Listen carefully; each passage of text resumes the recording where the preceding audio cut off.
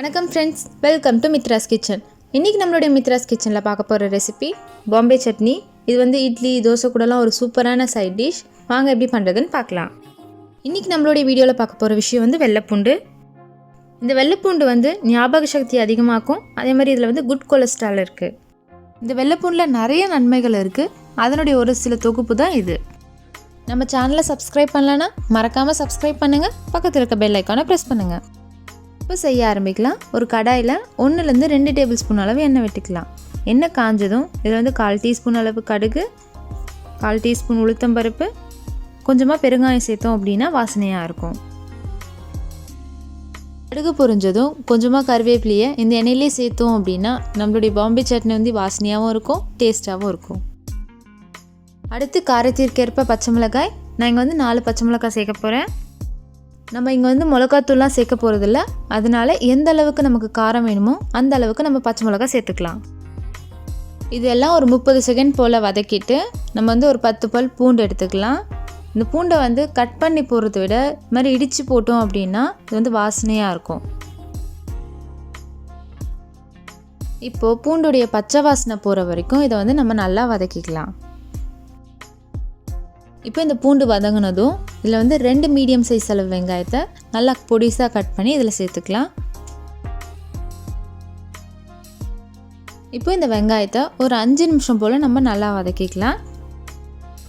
இப்போ இந்த வெங்காயம் வதங்கினதும் இதில் வந்து 1 மீடியம் சைஸ் அளவு தக்காளி பழத்தை போட்டு இந்த வெங்காயம் இந்த தக்காளி எல்லாமே நல்லா கலந்து விட்டுக்கலாம்.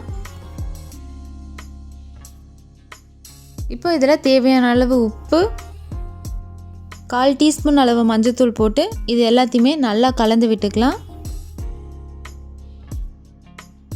இப்போ இது எல்லாமே நல்லா வதங்கணும். அதனால் ஒரு 10 நிமிஷம் போல் நம்ம மூடி வச்சிடலாம்.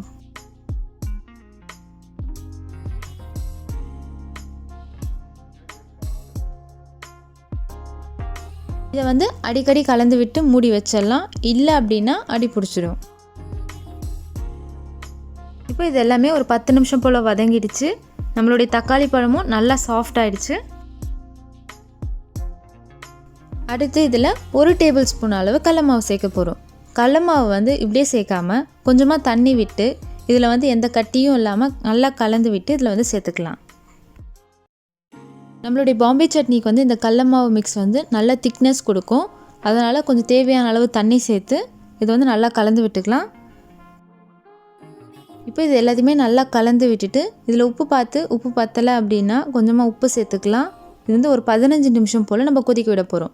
அப்போ தான் இதில் இருக்க கடலை மாவுடைய வாசனை போகும்.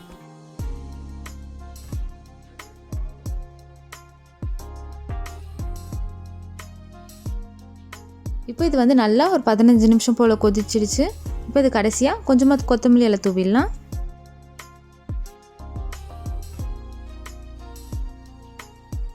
இதில் கொஞ்சமாக நெய் சேர்த்தோம் அப்படின்னா வாசனையாக இருக்கும். நம்மளுடைய சுவையான பாம்பே சட்னி வந்து இங்கே ரெடி ஆகிடுச்சு. இது வந்து ஒரு சூப்பரான சைட் டிஷ். அதே மாதிரி இது செய்கிறது ரொம்ப சிம்பிள். நீங்களும் உங்கள் வீட்டில் ட்ரை பண்ணி பார்த்துட்டு எனக்கு கீழே கமெண்ட்டில் சொல்லுங்கள். உங்களுக்கு இந்த வீடியோ பிடிச்சிருந்தா லைக் பண்ணுங்கள், ஷேர் பண்ணுங்கள்.